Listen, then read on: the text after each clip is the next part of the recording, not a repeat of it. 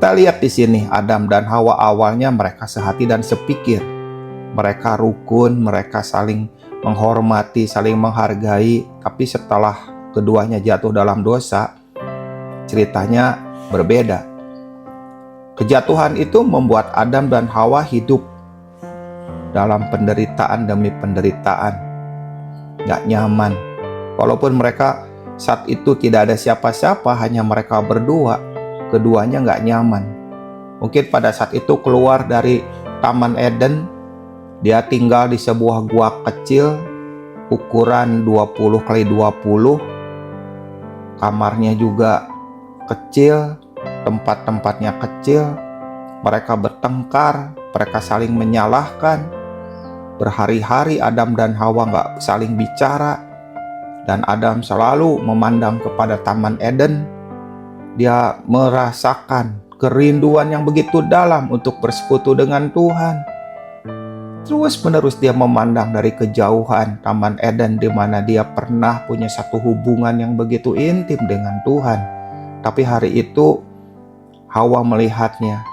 Hawa mendatangi dari belakang, memeluk dari belakang. Tapi pada saat Adam mau dipeluk, Adam menyingkirkan tangan Hawa. Adam pergi dan masuk ke dalam. Mungkin dia memecahkan bejana yang terbuat dari tanah liat. Dia pecahkan tanda bahwa dia marah. Hawa makin merasa bersalah. Penderitaan itu nggak gampang. Penderitaan itu merasakan sebuah penderitaan yang akibat dosa. Tetapi sebenarnya apa yang harus kita tahu di hadapan Tuhan, yaitu prinsip hidup di hadapan Tuhan adalah dekat dan melekat. Bukan jauh dan jatuh, namun dekat dan melekat. Disinilah kita harus mengerti bagaimana prinsip hidup itu. Hidup di hadapan Tuhan. Ibrani 12 ayat 15 mengatakan,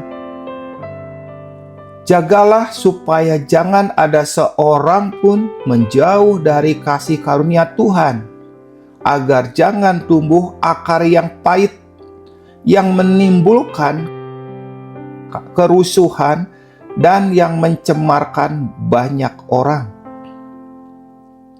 Ada satu kalimat yang bagus. Jagalah supaya jangan ada seorang pun menjauhkan diri dari kasih karunia Tuhan. Tiap-tiap orang punya tanggung jawab terhadap dirinya dan orang-orang yang di sekitarnya, supaya menjaga jangan ada seorang pun menjauhkan diri dari kasih karunia Tuhan. Kenapa?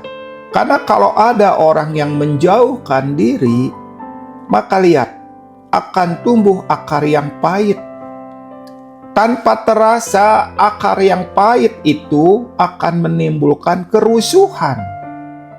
Kerusuhan itu dimulai dengan kecurigaan, mulai menyimpan kesalahan, makin lama menumpuk, makin lama membesar, makin lama memenuhi hatinya, dan akhirnya kekecewaan kecil itu menjadi sebuah kebencian, menjadi sebuah kemarahan. Lama-lama timbul satu perkara yang di luar dugaan, yaitu mencemarkan banyak orang. Jadi kepahitan itu sebenarnya apa? Kepahitan itu sebuah benih. Benih itu tidak akan tumbuh kalau kita saling menjaga supaya tidak menjauh dari kasih karunia-Nya. Tetapi seringkali kita menyembah Tuhan, kita melayani Tuhan, kita mengasihi Tuhan dengan benih yang tumbuh.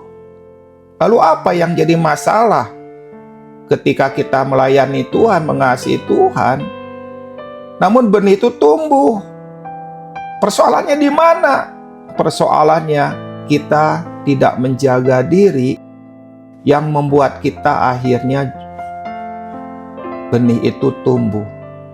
Itulah yang menjadi masalah.